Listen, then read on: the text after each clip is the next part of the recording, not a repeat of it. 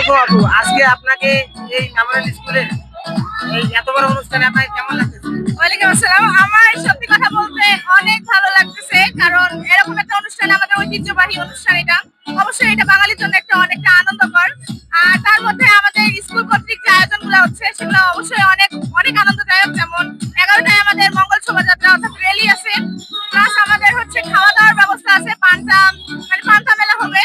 তারপর আমাদের একটা টুকটাক সাংস্কৃতিক অনুষ্ঠান আছে। তো সব মিলাই অনেক অনেক আনন্দে আছে সবাই। তার মধ্যে আমার বর এখন আমরা সবাই অনেক আনন্দিত, সবাই অনেক সুন্দর পয়সা দেখতে আসছে।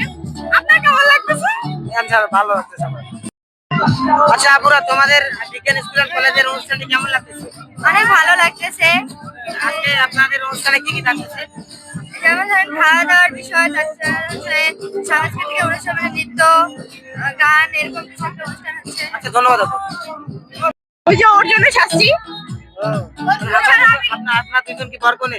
অফকোর্স আমরা তো বরকো নেই। আচ্ছা ধন্যবাদ আপনাদের। যে আমরা আছি পঞ্চগড় জেলার দেবীগঞ্জ থানার ভাওয়ালগঞ্জ বিজ্ঞান স্কুল অ্যান্ড কলেজে। এখানে একটি বর্ণাঢ্য আয়োজন করা হয়েছে পহেলা বৈশাখ উপলক্ষে। আজকে এখানে আপনারা দেখতে পাচ্ছেন বিভিন্ন মানুষ বিভিন্ন সাজে সেজে এসেছে এই পহেলা বৈশাখটি উদযাপন করতে। বাংলাদেশের সংস্কৃতিতে বাঙালিদের লাখো বাঙালির এই পহেলা বৈশাখ উন্মাদনায় আপনাদের সবাইকে জানাই শুভেচ্ছা ও অভিনন্দন। শুভ নববর্ষ।